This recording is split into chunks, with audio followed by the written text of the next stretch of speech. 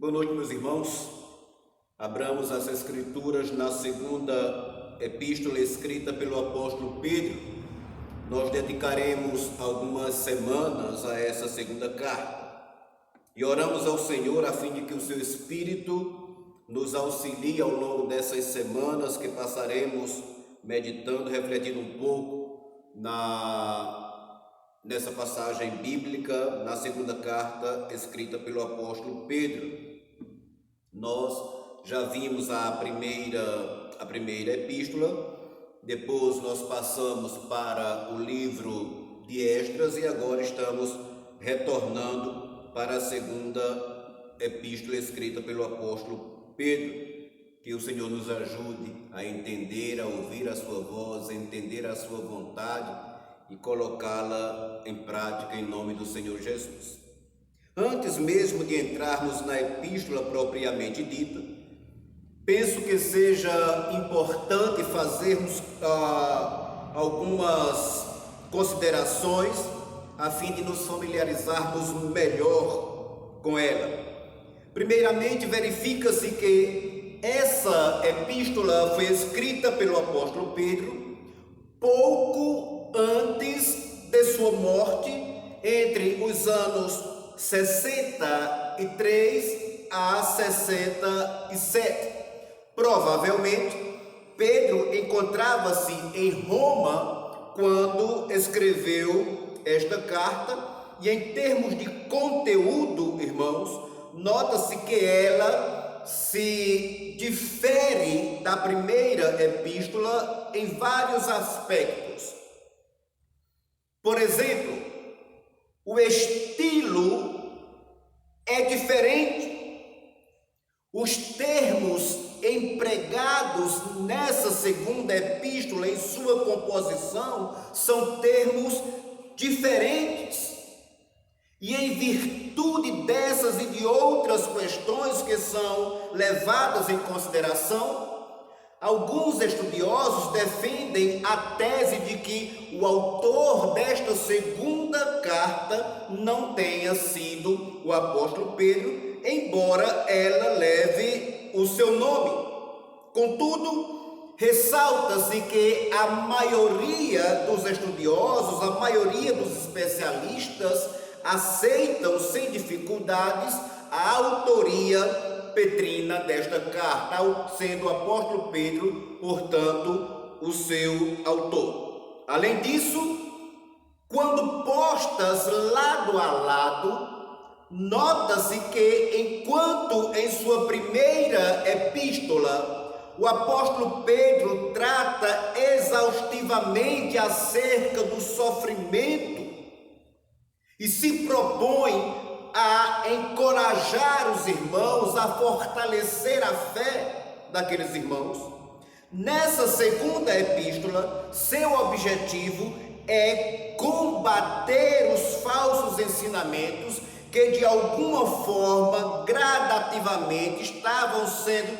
introduzidos ou foram introduzidos dentro da igreja, no meio dos irmãos. Eu estou usando a expressão igrejas assim no plural, tendo em vista que essa epístola é considerada uma epístola universal.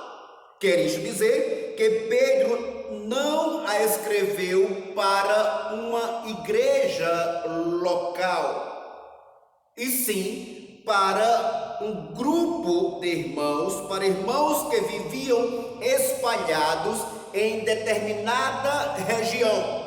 Nesse caso, trata-se da região da Ásia Menor. Para eles, Pedro, para aqueles irmãos, o apóstolo Pedro estava escrevendo. Hoje, nós apenas introduziremos essa epístola. Por essa razão, nos limitaremos aos 2 primeiros versículos. Neles temos a apresentação do autor da epístola e sua saudação aos leitores, às pessoas para quem ele está escrevendo. Vamos então ler esses 2 primeiros versos. Eles dizem assim: Simão Pedro, servo e apóstolo de Jesus Cristo, aos que conosco obtiveram fé igualmente preciosa na justiça do nosso Deus e Salvador Jesus Cristo. Graça e paz vos sejam multiplicadas no pleno conhecimento de Deus e de Jesus, nosso Senhor. Percebe-se o tom pastoral com que Pedro apresenta-se àqueles irmãos. Primeiramente, ele declara que é um servo. Pedro, servo. Originalmente, a expressão usada para servo ou escravo indica que o servo não pertencia a si mesmo, mas a outra pessoa. Então, quando Pedro escreve Pedro, servo, ele está sendo extremamente elucidativo ou pedagógico. Então, essa expressão servo ou escravo, ela indicava que o servo não pertencia a si mesmo, mas a outra pessoa, e assim sendo, ao servo cabia o exercício da obediência exclusiva ao seu Senhor. Isto é, o servo, ele esvaziava-se por completo de si mesmo, dos seus direitos, de suas vontades, objetivando atender tão somente à vontade daquele que exercia autoridade sobre ele. No caso aqui, aquele que exerce o senhorio sobre a pessoa de Pedro é apresentado no texto bíblico como sendo Jesus Cristo. Além disso, após apresentar-se como sendo um servo, vemos que Pedro também afirma ser apóstolo de Jesus Cristo. A palavra apóstolo, acrescentada ao termo escravo, na apresentação dessa carta, ela ganha uma amplitude mais profunda, porque ela chama a atenção para duas coisas.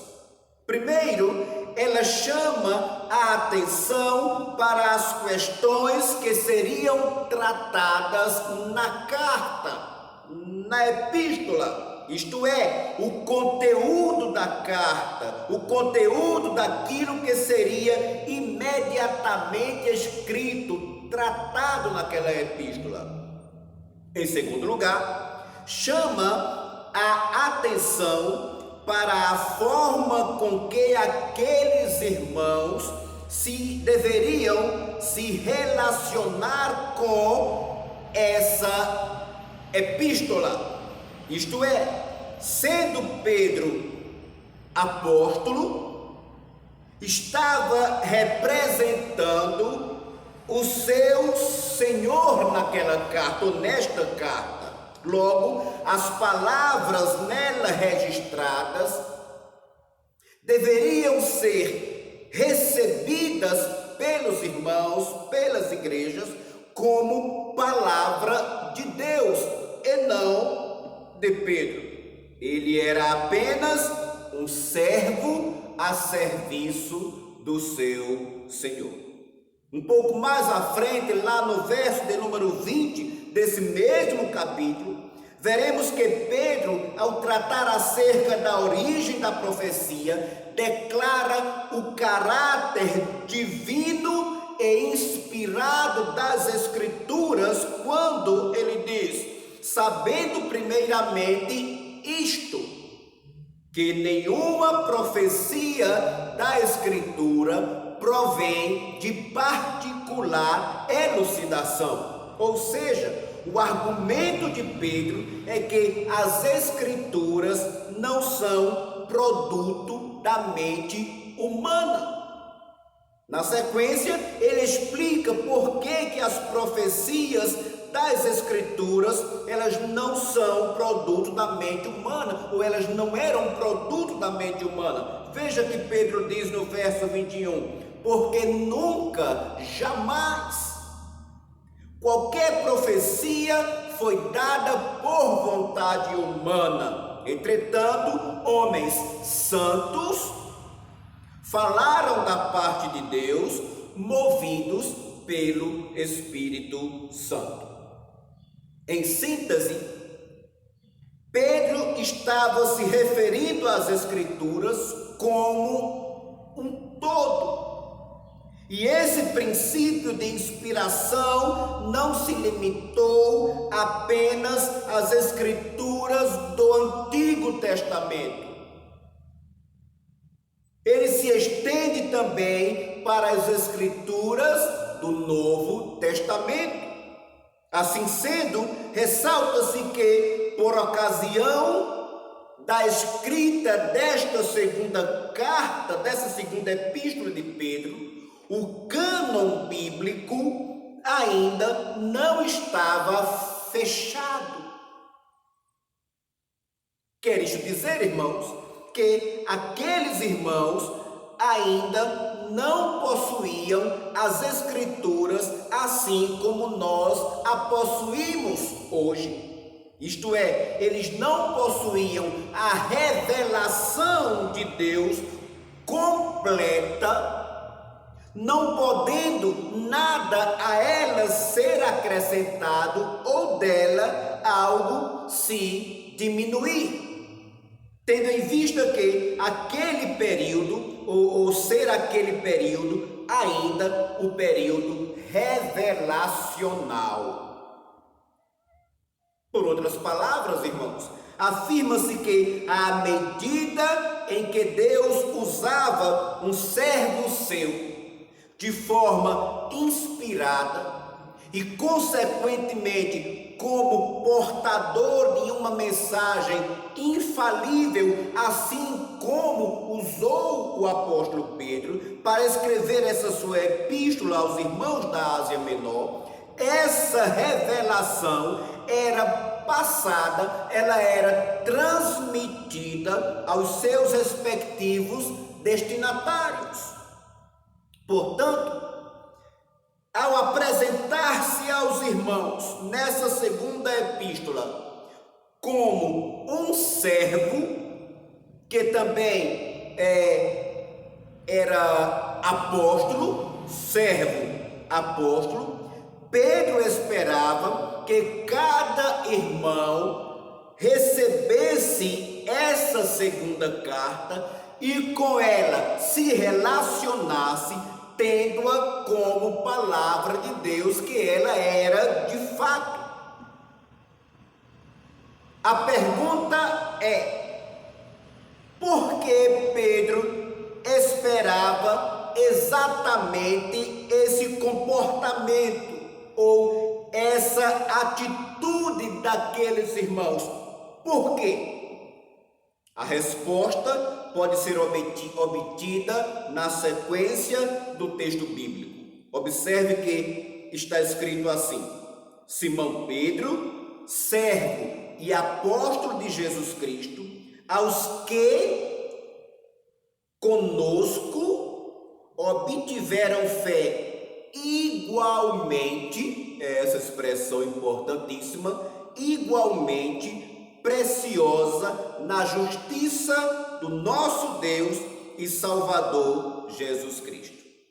Então vejam bem, a expressão igualmente traz consigo a ideia de igualdade de privilégios. Embora Pedro fosse um apóstolo, e por meio daquela carta representasse o Senhor Jesus Cristo, contudo, preocupa-se em levar os seus leitores à compreensão de que havia entre eles algo em comum, ou eles tinham algo em comum. Apesar de Pedro ser um apóstolo, ser representante do Senhor Jesus, preocupa-se em passar ou fazer aqueles irmãos entenderem que entre eles havia algo em comum. Ou seja, tanto Pedro, que era um apóstolo, e como tal teve o privilégio de presenciar as maravilhas dos grandes feitos do Senhor Jesus, quando este esteve aqui na terra, os sinais, os prodígios, as maravilhas, os milagres que Cristo realizou. Pedro foi testemunha ocular e por isso ele era um apóstolo. Tanto ele quanto os seus leitores, que eram cristãos, porém não viram essas grandes maravilhas, contudo eles creram nelas. Eles partilhavam da mesma fé. Igualmente é a expressão que Pedro usa. Tanto esses quanto aqueles em si mesmos eram imerecedores, mas obtiveram essa fé privilegiada, não por meio de méritos, e sim por herança, entenda-se, graça de Deus. Eles receberam essa fé privilegiada. Ela é um dom de Deus, uma dádiva do Senhor. Daí Pedro dirigisse aos seus leitores como sendo eles aqueles que juntamente com Pedro, juntamente com os apóstolos, receberam fé igualmente preciosa.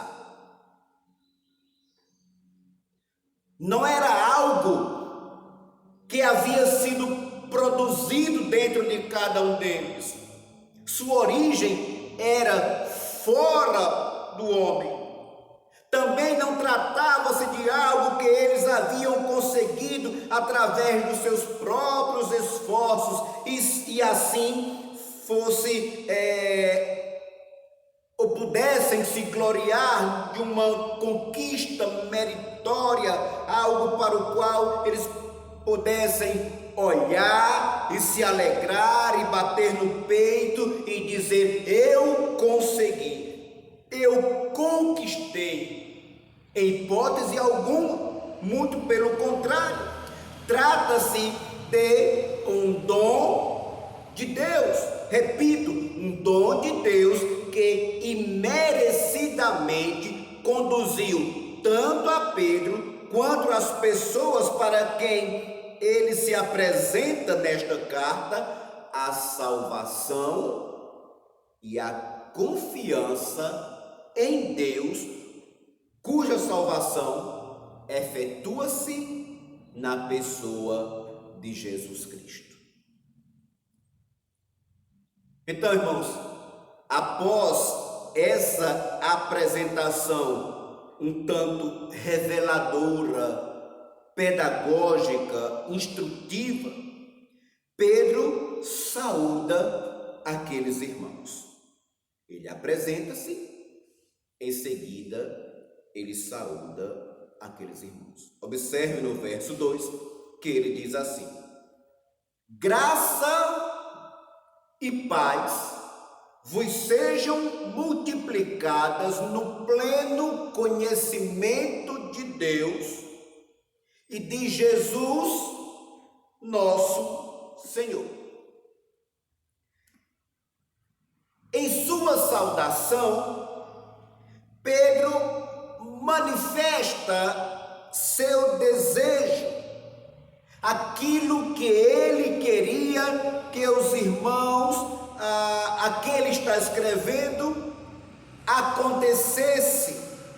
Observa-se que, assim como no verso anterior, em sua apresentação, Pedro expõe a fé como uma origem divina, ela é um dom de Deus. Aqui em sua saudação não é diferente. Ele agora fala acerca da graça, acerca da paz, também como sendo ou como possuindo origem na pessoa de Deus.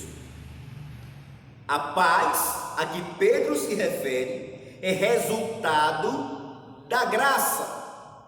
E o desejo de Pedro é que essas duas virtudes sejam acrescentadas, aumentadas ou multiplicadas em cada um deles. Ele diz aumentadas, multiplicadas no pleno conhecimento de Deus. E quando Pedro faz uso da expressão conhecimento neste texto bíblico, ele está se referindo a algo que está além do mero saber. O conhecimento aqui é uma referência a um viver próximo ao Senhor. É a real comunhão que aquele que serve a Deus desfruta no dia a dia com Ele. Esse conhecimento é algo muito próximo e se intensifica à medida que o tempo passa. E desse modo, o crente conhece a Deus e, consequentemente, conhece o seu Filho Jesus Cristo. Daí, Pedro dizer: graça e paz vos sejam multiplicadas no pleno conhecimento de Deus e de Jesus nosso Senhor.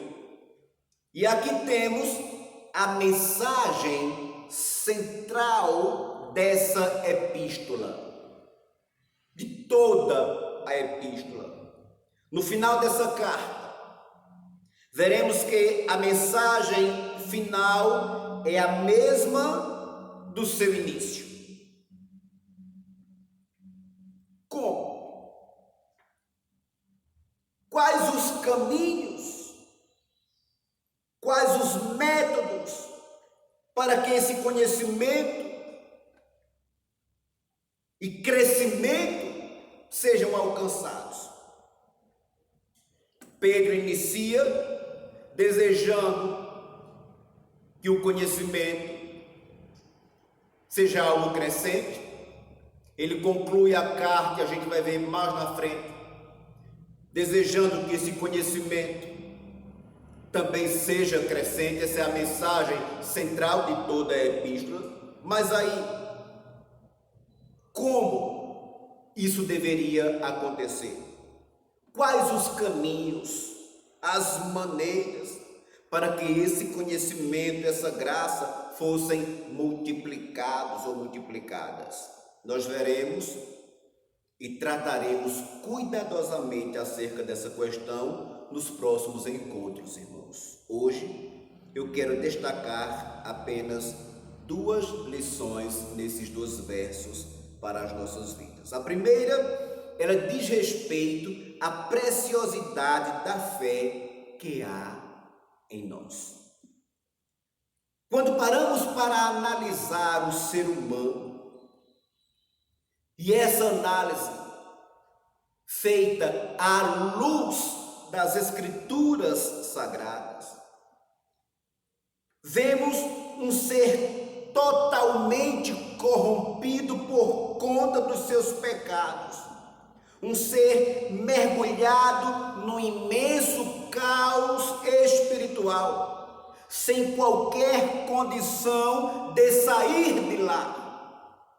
Olhamos para a nossa realidade enquanto igreja do Senhor, enquanto servos do Senhor, e percebemos a grande diferença que há entre aqueles que servem a Deus e aqueles que não lhe servem. Por sinal, as Escrituras, elas estão repletas de passagens que mostram a diferença entre as pessoas que servem a Deus e as que não lhe servem. É evidente em toda a Bíblia que Deus dispensa um tratamento altamente diferenciado àqueles que lhe pertencem. E ser conhecedor dessa verdade é algo que verdadeiramente aquece os nossos corações, irmãos. A mesma Escritura que nos faz enxergar essa bênção infinita também nos mostra que a posição que ocupamos hoje não é fruto dos nossos próprios méritos, não é resultado dos nossos próprios esforços, antes é consequência da graça de Deus operando em nós, concedendo-nos a fé que Pedro denominou de fé preciosa, privilegiada, e que dela desfrutamos juntamente com os demais irmãos espalhados nos 4 cantos da terra. Devemos ter sempre em mente que não somos merecedores desta bênção.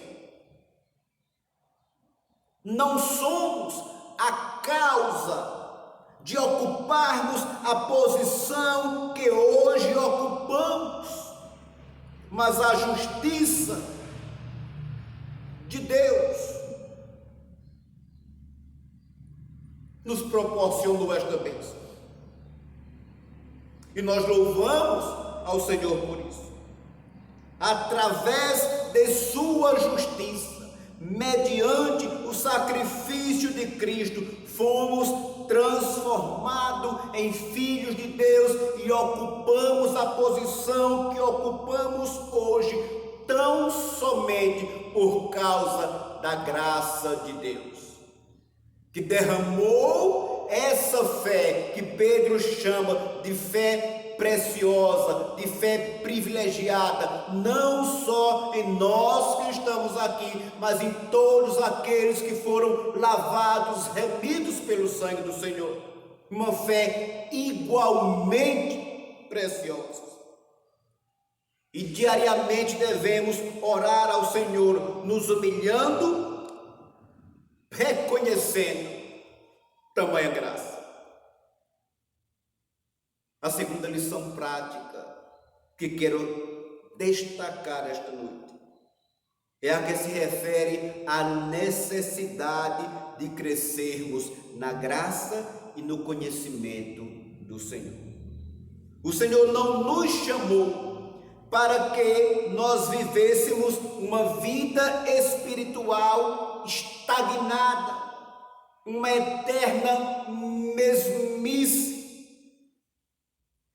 Quando Moisés escreveu o Salmo 90, em dado momento daquele salmo, ele disse: tudo passa rapidamente. De fato, tudo passa muito rápido e verdadeiramente passam todas as coisas. E é grande o perigo que muitos, ou que todos nós que nos declaramos cristãos, de vivermos ou de vermos o tempo passar e não crescermos no conhecimento da graça de Cristo, e não crescermos e não haver uma evolução em termos de progresso espiritual. E tristemente, irmãos, para muitos que se declaram cristãos, parece que o tempo não passou e não está passando. Ou eles pararam no tempo, estagnaram, não desenvolveram, continuam crianças, assim como nos primeiros dias de suas conversões. Isso é trágico. Paulo lamentou essa condição espiritual de alguns irmãos na igreja lá em Corinto. E por essa razão ele disse: leite vos dei a beber, não dei alimento sólido, porque ainda não podíeis suportá-lo, nem ainda agora podeis, porque ainda sois carnais. Corroborando com essa mesma linha de pensamento, o escritor aos Hebreus, ele lamenta, e não só lamenta, mas reprova a estagnação espiritual, quando ele diz: pois, com efeito, quando devíeis ser mestres, atendendo ao tempo decorrido, veja o destaque, quando devíeis ser mestres, atendendo ao tempo decorrido, tendes novamente necessidade de alguém que vos ensine de novo, que vos ensine outra vez quais são os princípios elementares dos oráculos de Deus. Assim, vos tornastes, diz o escritor aos Hebreus, como necessitados de leite e não de alimento sólido. E diz mais: ora, todo aquele que se alimenta de leite é inexperiente na palavra da justiça, porque é criança. A oração e desejo do apóstolo Pedro, nessa sua segunda carta, é para que haja uma multiplicação, para que haja um crescimento no que se refere à graça, uma multiplicação, um crescimento no que se refere à paz, e isso Pedro deseja no pleno conhecimento de Jesus Cristo. Que você sinta neste momento, ou a partir deste momento, ou a cada dia e a cada momento, que você sinta o desejo ardente de conhecer mais o Senhor a quem você declara, a quem você professa. Que você sinta o desejo de ter maior comunhão com Deus, de ter experiências reais a cada dia, uma comunhão intensificada, crescente, a ponto de poder dizer, assim como disse o salmista: como a corça suspira pelas correntes das águas, assim por ti, ó Deus, suspira a minha alma. Que você levante-se do seu lugar, sacuda a poeira de si, desperte, deseje conhecer o Senhor que você professa mais de perto, deseje ter intimidade maior com Deus, deseje ter intimidade maior com a palavra, deseje ter uma comunhão maior por meio da oração. porque era isso que Pedro esperava dos irmãos, não apenas que eles professassem o Senhor e o reconhecessem como Salvador de suas vidas, mas que as virtudes ou bênçãos espirituais proporcionadas pelo nosso Deus, aquelas bênçãos a que Paulo se refere, com as quais fomos abençoados nas regiões celestes, elas fossem multiplicadas no conhecimento, na graça de Cristo Jesus. Que seja essa a minha realidade dia após dia, não uma eterna mesmice na minha vida ou em minha vida, não uma eterna mesmice em sua vida, mas que haja um crescimento, um desenvolvimento para a honra, para a glória do nosso Deus. Na próxima semana, nós daremos continuidade, nos aprofundando um pouco mais nessa epístola. Oremos ao nosso Deus. Grande Deus, meu Pai eterno, nós reconhecemos, meu Pai amado, quão pequenos e limitados em nós mesmos somos. Mas também reconhecemos, meu Pai amado, a nossa dependência do Senhor. Somos servos teus. Estamos, meu Pai amado, habitando nesta terra que não é a nossa pátria. Estamos, meu Pai, aqui representando o Senhor Jesus, anunciando o Evangelho da graça que transforma, que renova, que restaura, ó Deus. E oramos, meu Pai amado, para que haja em cada um de nós que servimos ao Senhor um desejo maior de andar com o Senhor, de vivermos com o Senhor, de termos, meu Pai amado, a nossa comunhão mais intensificada com o Senhor, por meio da palavra, por meio da oração. Que não haja, meu Pai amado, em nós, em tua igreja, um comodismo ou uma conformação a este mundo. Mas, meu Pai amado, que estejamos, meu Deus, ou que vivamos sedentos por crescermos, por desenvolvermos, que estejamos conhecendo mais o Senhor Jesus. Em Cristo Jesus, oramos e agradecemos ao Senhor. Amém. Deus abençoe os irmãos. Boa noite a todos.